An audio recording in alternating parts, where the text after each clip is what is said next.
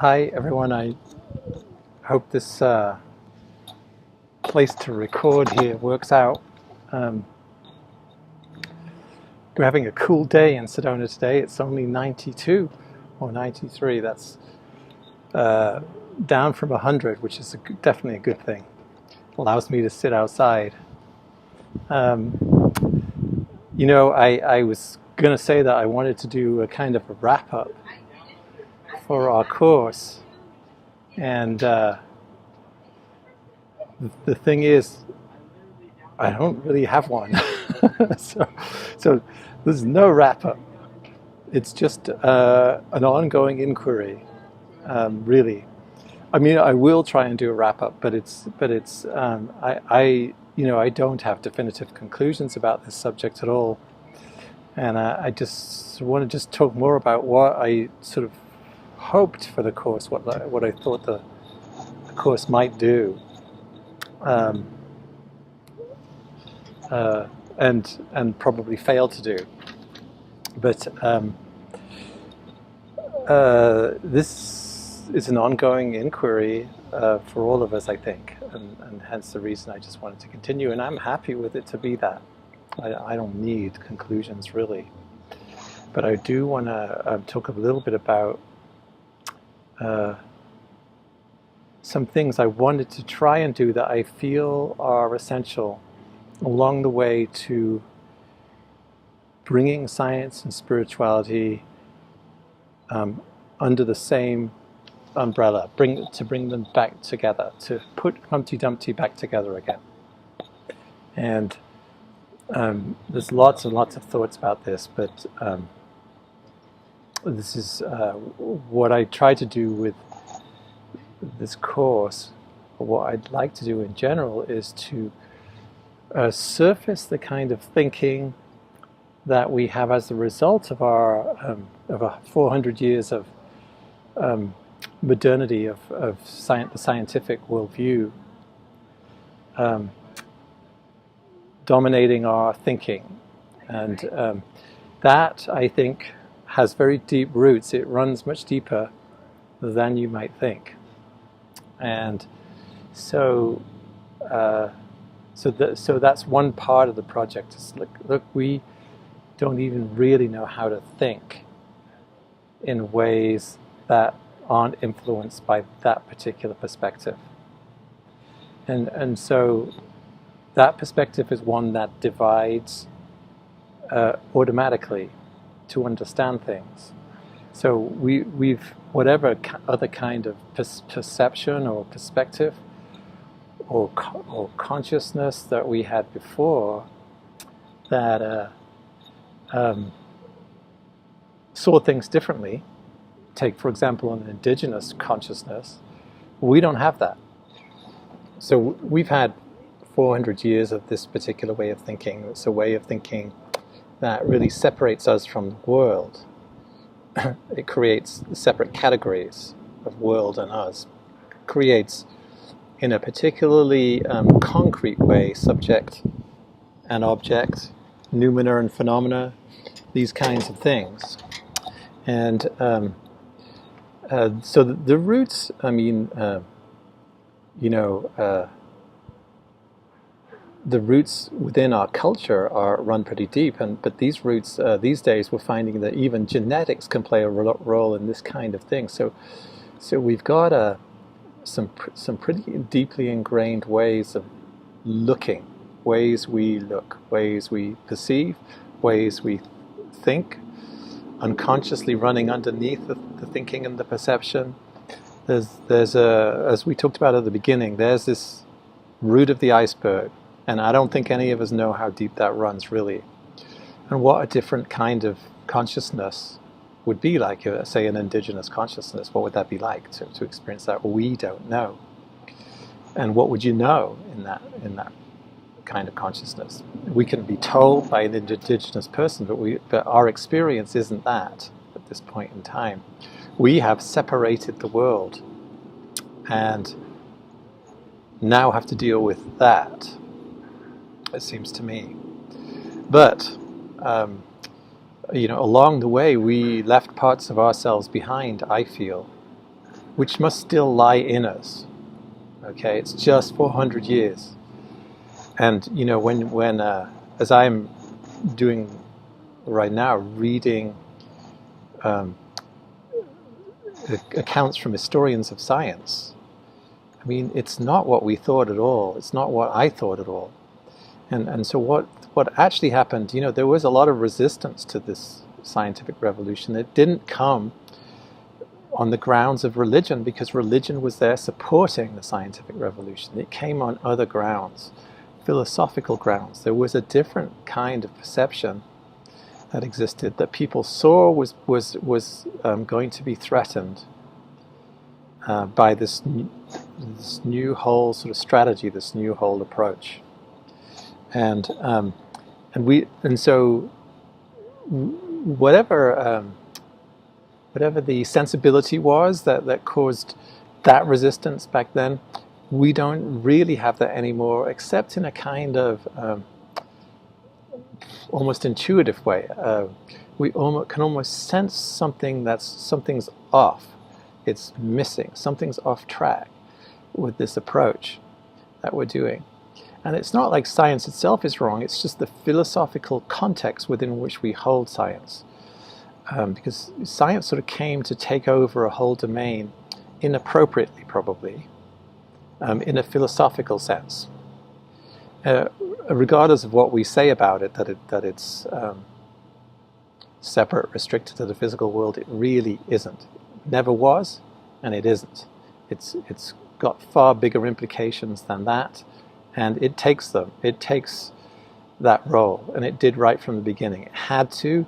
It could not have taken over from what came before, which was this a kind of a world that was full of teleology, and Aristotle's perspective mixed with Christianity in very interesting ways, I think. So in interesting ways that don't just represent a mental perspective, they actually represent a kind of consciousness. And that's what interests me, is these modes of consciousness that affect modes of perception, that affect perception, basically. I think that we actually saw the world differently before the scientific revolution than we do now. And in that seeing it differently, we knew something that we don't know now. Now we know something now that they didn't know then, but it's in Ken Wilber's terminology, if one simply transcends the prior mode, then that is pathological. One has to transcend and include. And my perception is that in our modern culture, we've transcended and not included the prior, which you might call the mythic or the mythic rational, or in Wilber's terms. And I don't think hierarchically like Wilber does. So for me, that's not a lower form. It's just another form. It's not even an earlier form. But it's as necessary as the current form. So to transcend and include is what we haven't done. We haven't included the prior consciousness. We threw it out, basically, and discredited the prior consciousness. Said that it was a bunch of rubbish, and that's actually something that science can't do. It doesn't have a right to do that. It's exceeding its charter. So I wanted to use the course to surface the thinking that we have. That is not usually, it's not usually examined. It hasn't been considered, and we don't usually make an attempt to try and surface what our worldview is, difficult as that may be. And I don't think that we have necessarily even scratched the surface of that one. So that remains there as a sort of a question mark.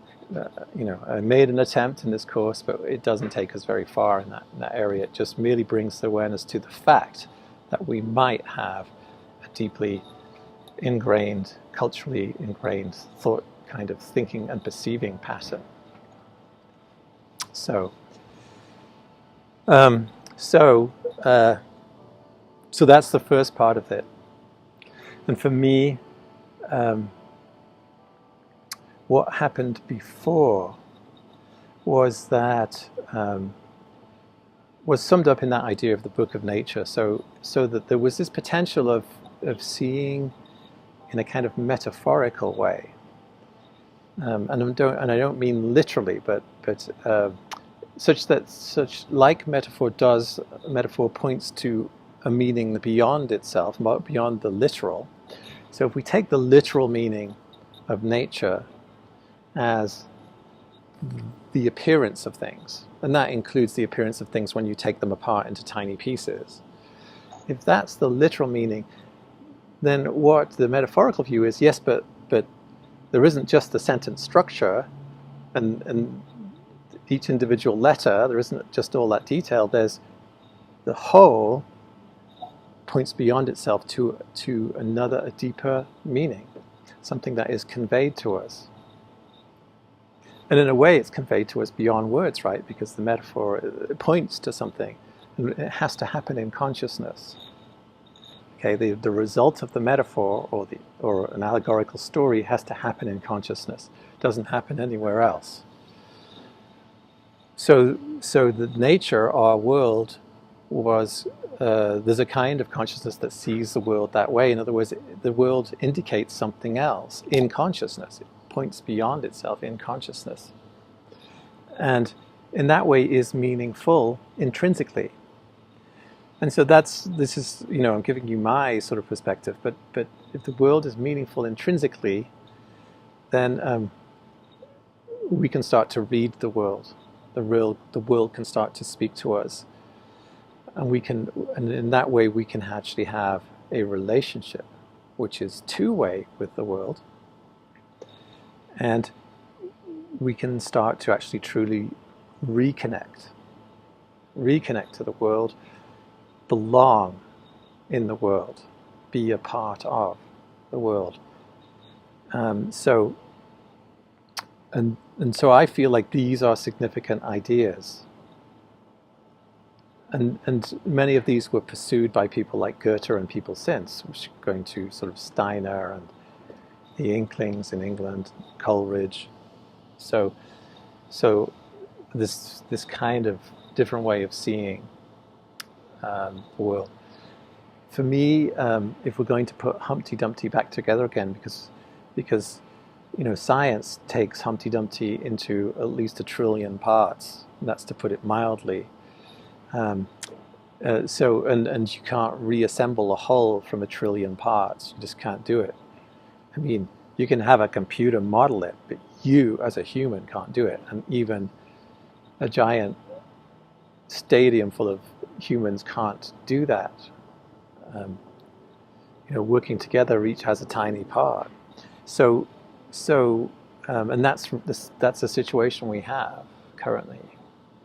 So reassembling the whole to have a holistic vision takes a shift in perception. And I think that this metaphorical view is one of the clues for me about what that kind of looks like.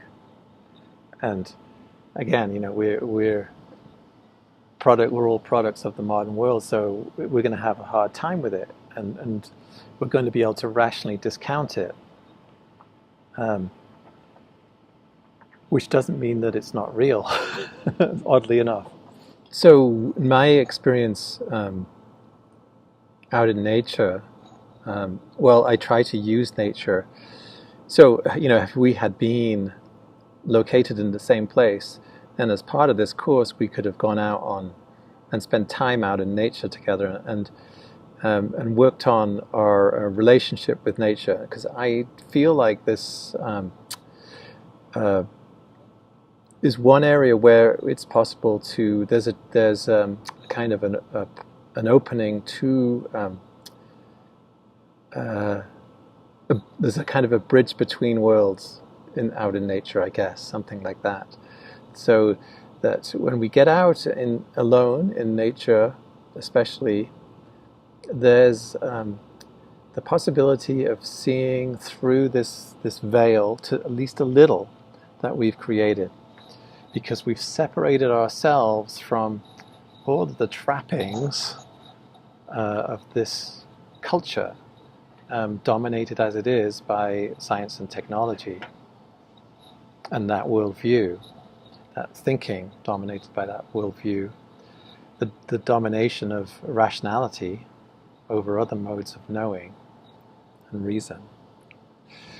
So, so once you're out in nature, then we've kind of leveled the playing field a little, and nature has this presence to it, and one can start to feel that presence.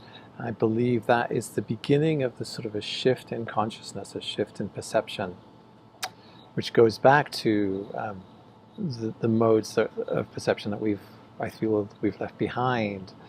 So for me, our relationship with nature is a very key aspect of this process of integrating science and spirituality, because it can come together out there. We have to get ourselves out of context and into another context. When we do that, it shifts something more is possible. And then if one sort of carries, so what I try to do here is continually remind myself of all of the assumptions that I've made,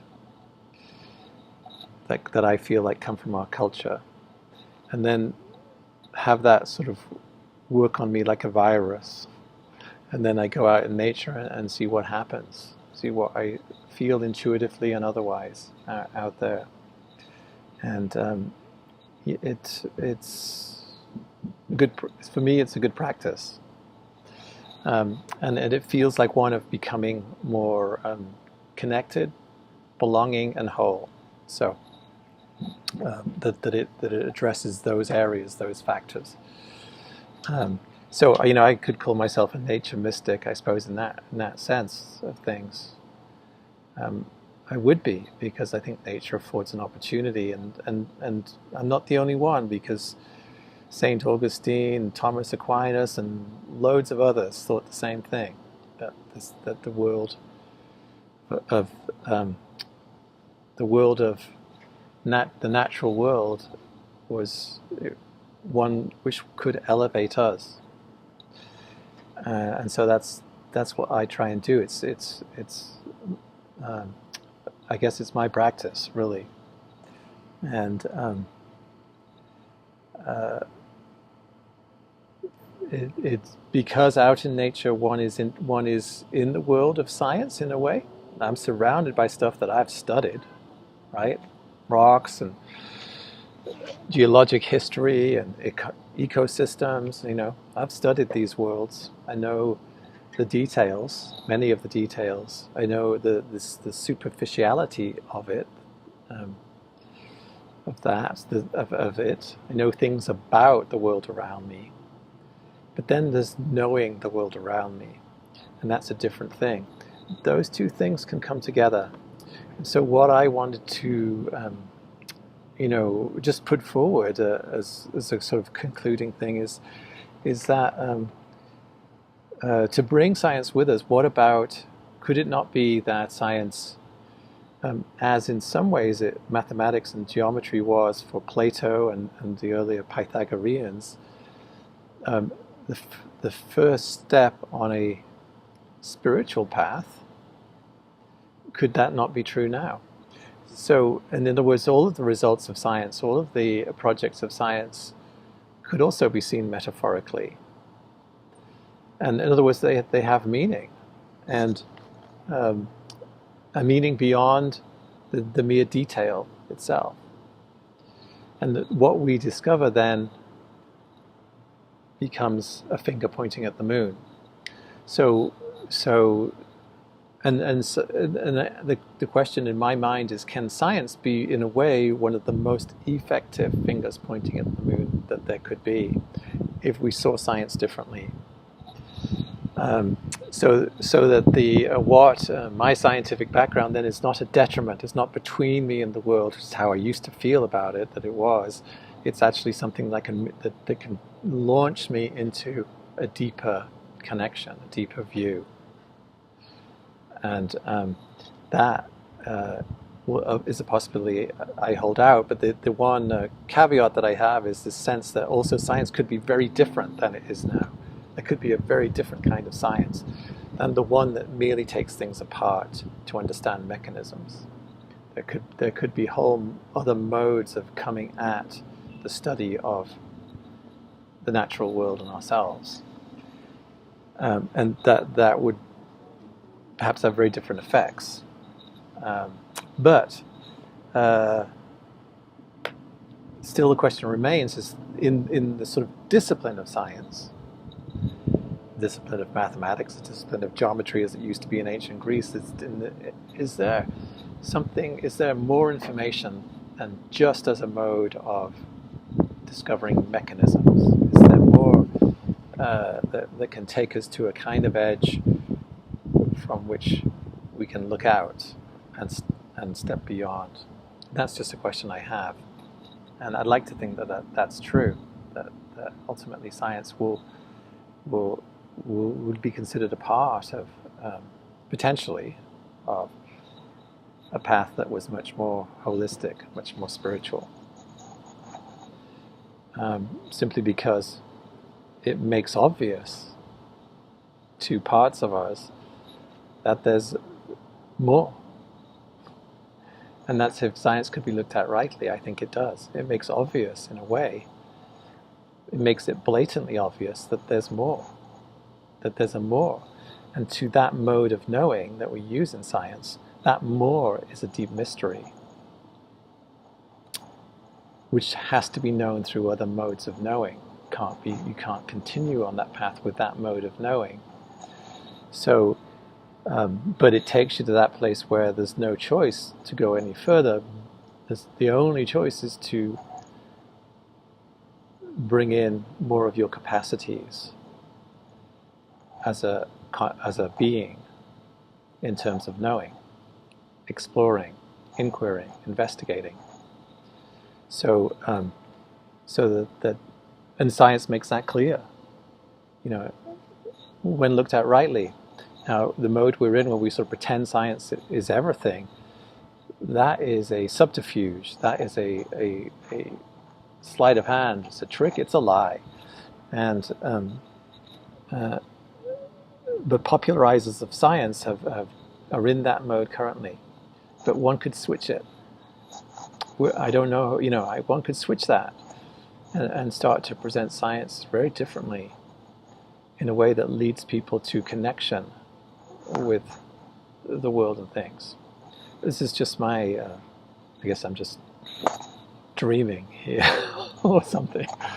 So, that's how I'd like to see us start thinking about using science, and especially the way it's taught in our, like schools, for example. It's like the way it's taught in our schools is kills the world, seems to me. It just kills it. We don't have to do that.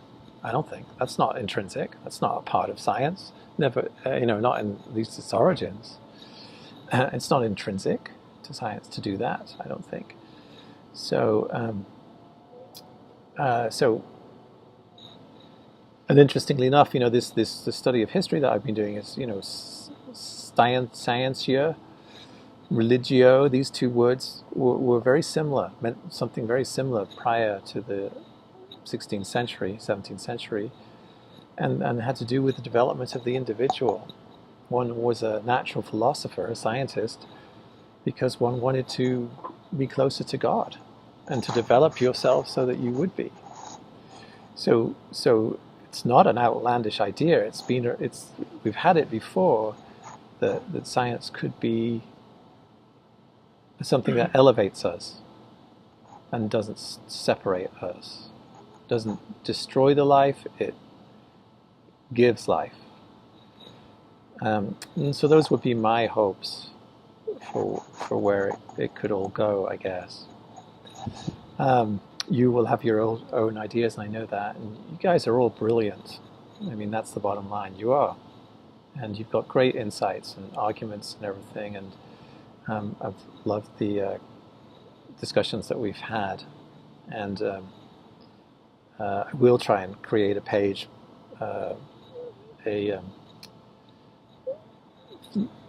some kind of forum page or something that